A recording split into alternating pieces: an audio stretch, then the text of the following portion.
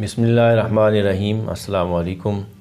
मोहतरम नाज़रीन, आज की वीडियो में हम एक ऐसी बीमारी पर बात करेंगे जिससे पूरी दुनिया परेशान है। अमेरिका, इंग्लैंड और कनाडा जैसे तरक्की याफ्ता ममालिक में ये बीमारी बहुत ज़्यादा फैल चुकी है और अब मशरिक़ वुस्ता, सऊदी अरबिया, दुबई और कतर के साथ साथ ये पाकिस्तान और इंडिया जैसे तरक्की पजीर ममालिक में भी तेज़ी के साथ फैल रही है।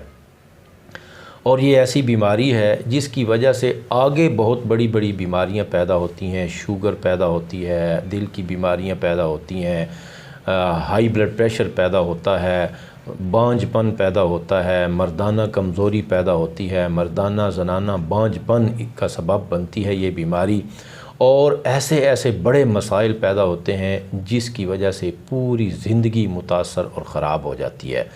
तो आप समझ तो गए होंगे कि मैं मोटापे की बात कर रहा हूँ। मोटापे से पूरी दुनिया इस वक्त शदीद परेशानी में मुब्तला है और सबसे बड़ा मसला ये है कि कोशिशों के बावजूद मोटापा ठीक नहीं होता। मैंने ऐसे बहुत से पेशेंट देखे हैं जिन्होंने जिम ज्वाइन किए, एक्सरसाइज की और डाइटिंग की, हत्ता के लिपोसक्शन करवा के लाखों रुपए खर्च करके चर्बी निकलवाई, लेकिन कुछ ही अरसे के बाद चर्बी वापस आ जाती है और मोटापे से जान नहीं छूटती।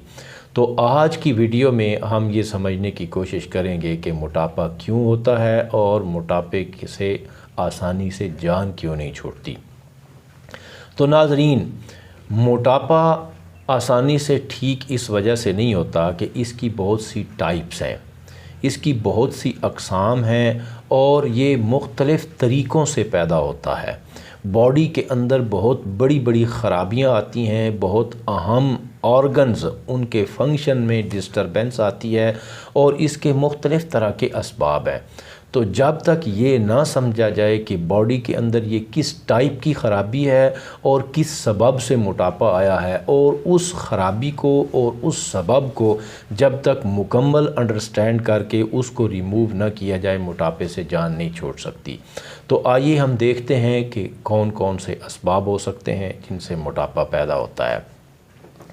तो सबसे पहली मोटापे की टाइप या इसका सबब वो है जिसको हम मेटाबॉलिक ओबेसिटी बोलते हैं। मेटाबॉलिक ओबेसिटी का मतलब ये है कि मेटाबॉलिज़्म डिस्टर्ब हो जाता है, जिसमें बहुत ज़्यादा कार्बोहाइड्रेट्स वाली ग़िज़ाएँ, चीनी वाली, मीठे वाली, मैदे वाली ग़िज़ाएँ बहुत ज़्यादा खाने से लबलबा पर बोझ पड़ता है और आपका पैंक्रियास ज़रूरत से ज़्यादा इंसुलिन पैदा करना शुरू कर देता है। जब ज़रूरत से ज़्यादा इंसुलिन बॉडी के अंदर बनती है तो उससे फिर पूरे का पूरा निज़ाम दरहम बरहम हो जाता है, भूख बहुत ज़्यादा बढ़ जाती है, भूख बर्दाश्त नहीं होती और चूँकि आपको पता नहीं होता कि क्या खाना है क्या नहीं खाना, तो फिर आदमी खाता जाता है और वज़न बढ़ता जाता है। जब इंसुलिन का निज़ाम दरहम बरहम हो जाए उस वक्त सिर्फ़ ग़िज़ा कम कर लेने से वज़न कम नहीं होता, उस पूरे के पूरे निज़ाम की इस्लाह करनी पड़ती है। आपका लबलबा नॉर्मल हो जाए, आपका लबलबा सही काम करने लग जाए, ज़रूरत से ज़्यादा जो इंसुलिन बढ़ रही है वो ना बने और आपकी भूख और सारा अंदरूनी निज़ाम नॉर्मल हो जाए, तब इस मोटापे से जान छूट सकती है। इसके ऊपर सबसे पहला काम एक American heart specialist doctor Robert Atkin ने किया था, जिसकी किताब आज से कोई 15-16 साल पहले मैंने पढ़ी थी, न्यू डाइट रेवोल्यूशन। उसके अंदर इस मोटापे के ऊपर बड़ी तफसील से डिस्कशन की गई है। आजकल उसकी उर्दू वर्जन हमारे यहाँ नया ग़िज़ाई इनकलाब के नाम से पाकिस्तान में मिलती है। तो उसके बाद दूसरी टाइप है इसकी मोटापे की, जिसको हम बोलते हैं क्लॉग्ड ओबेसिटी। क्लॉग्ड ओबेसिटी का मतलब ये है कि बॉडी के अंदर जिन चीज़ों को रुकना नहीं चाहिए, जिन चीज़ों को खारिज हो जाना चाहिए, वो रुकना शुरू हो जाती हैं और उसकी वजह से वज़न बढ़ता है। इसके अंदर आंतें, उनका फंक्शन डिस्टर्ब होता है, ग़िज़ाओं का अमल दखल है। जैसे पहले उसमें मेटाबॉलिक ओबेसिटी में ग़िज़ाओं का अमल दखल है, लेकिन इसमें डिफरेंट टाइप की ग़िज़ाएँ होती हैं जो आपकी आंतों को प्रॉपर वर्क नहीं करने देती और इसकी वजह से आंतों में, पेट में ऐसी सारी चीज़ें जमा होनी शुरू होती हैं जिनको निकल जाना चाहिए और रफ्ता रफ्ता फिर वो सारी बॉडी के अंदर जमा होना शुरू हो जाती हैं। तो ये एक बिल्कुल डिफरेंट टाइप की ओबेसिटी है, बिल्कुल डिफरेंट टाइप का मोटापा है।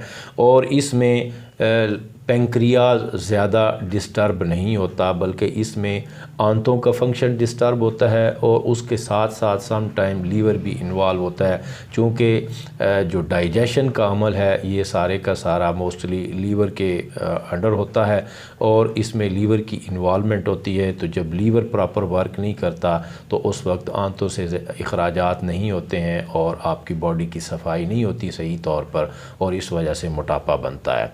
ये दोनों बिल्कुल मुख्तलिफ़ तरह के मोटापे की टाइप्स हैं, और जब तक ये समझ ना हो कि ये किस टाइप का मोटापा है आप उसको डील नहीं कर सकते।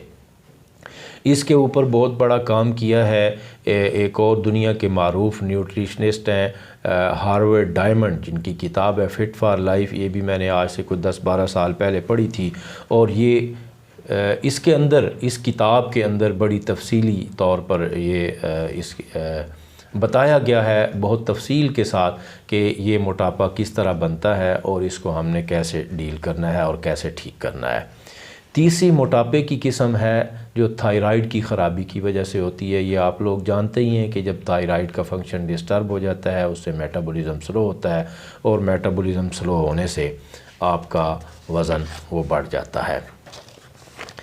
उसके बाद चौथा मोटापा या चौथी किस्म का मोटापा है जिसमें इमोशनल फैक्टर्स इन्वॉल्व होते हैं। जब लोग स्ट्रेस में होते हैं तो वो बहुत ज़्यादा, कुछ लोग ऐसे होते हैं, मैंने ऐसे काफ़ी पेशेंट देखे हैं कि जब स्ट्रेस में होते हैं कुछ लोगों की भूख कम होती है टेंशन परेशानी में, और कुछ लोगों की बढ़ जाती है। और या तो भूख बढ़ती है और या फिर वो अपने आप को मसरूफ़ रखने के लिए खाते हैं, रात को जागते रहते हैं, नींद नहीं आती परेशानी की वजह से, तो फ्रिज से कुछ ना कुछ निकाल के खा लिया, या आउटिंग के लिए गया तो खा लिया, या बैठ कर टीवी देख रहे हैं तो साथ कुछ ना कुछ खा रहे हैं, तो बहुत ज़्यादा इजाफी खाना शुरू कर देते हैं स्ट्रेस की वजह से, जिसकी वजह से मोटापा बढ़ता है। तो जो मेटाबॉलिक ओबेसिटी है उसको उसके मुताबिक डील करना पड़ता है, जो क्लॉग्ड ओबेसिटी है उसको उसके मुताबिक डील करना पड़ता है, और अगर जज्बाती अवामिल शामिल हैं तो उनको उसके मुताबिक डील करना पड़ता है, और अगर थायराइड का फंक्शन इन्वॉल्व है तो उस मोटापे को उस तरीके से डील करना पड़ता है। नंबर 5 पे कुछ अद्वियात ऐसी हैं जो मोटापे का सबब बनती हैं। स्ट्रेस की अद्वियात हैं या स्टीरॉयड अद्वियात हैं जो वज़न बढ़ाती हैं। तो जिस वजह से ये अद्वियात किसी ने लेनी शुरू की हैं, जब तक उस वजह को ठीक न किया जाए और ये अद्वियात बंद ना हो, ड्रग से होने वाले, दवाओं से होने वाले मोटापे से भी जान नहीं छूटती। अच्छा, मोटापे की एक और अहम किस्म जो मैंने देखी है और हमारे यहाँ पाकिस्तान में काफ़ी ज़्यादा पाई जाती है, वो है नमक और मसाला जात के ज़्यादा इस्तेमाल से होने वाला मोटापा।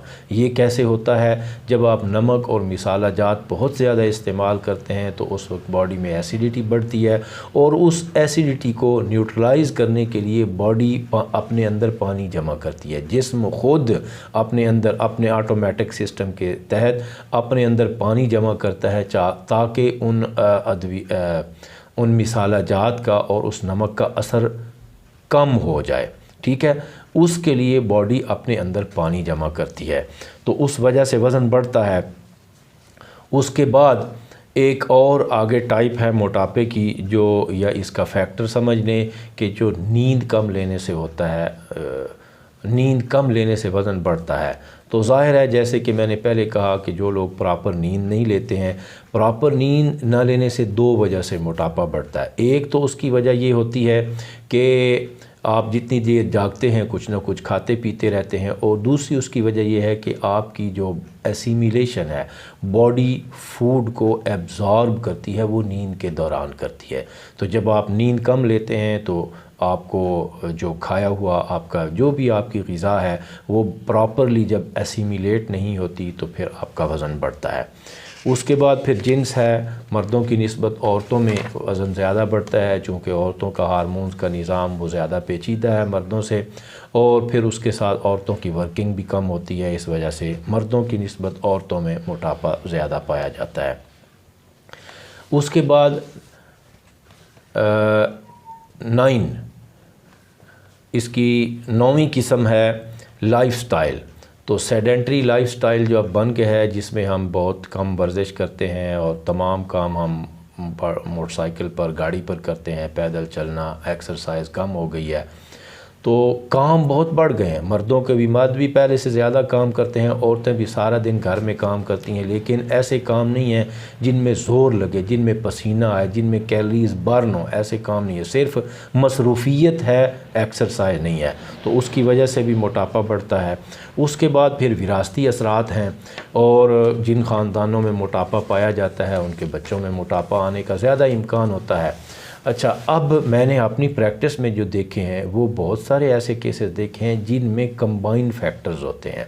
सबसे पहला जो मैंने मेटाबॉलिक ओबेसिटी का जिक्र किया है, उनमें लबलबा भी इन्वॉल्व होता है और सम टाइम उसके साथ क्लॉग्ड ओबेसिटी भी होती है, यानी पेंक्रियाज का फंक्शन भी डिस्टर्ब है, साथ आंतों का और लीवर का फंक्शन भी डिस्टर्ब है।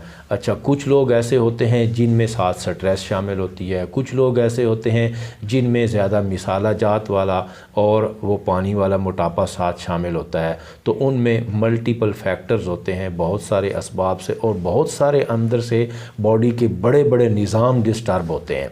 तो जब बॉडी के अंदर इतनी बड़ी डिस्टर्बेंसेस मौजूद हैं, इतनी बड़ी बड़ी ख़राबियाँ मौजूद हैं, तो आपकी छोटी छोटी कोशिशों से, सिर्फ ग़िज़ा कम कर लेने से, सिर्फ छोटी मोटी एक्सरसाइज कर लेने से, या सिर्फ जिम ज्वाइन कर लेने से आपका वज़न कम नहीं हो सकता। मुस्तकिल तौर पर आप सलीम और स्मार्ट नहीं हो सकते हैं।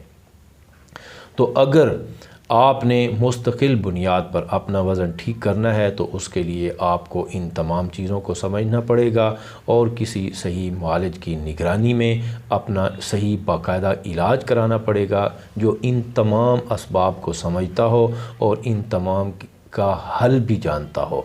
हर सबब को समझकर और उसके मुताबिक उसका हल निकाल कर अगर मोटापे की सही ट्रीटमेंट की जाए तो मोटापे से जान छूट सकती है। बहुत शुक्रिया। अल्लाह हाफ़िज़।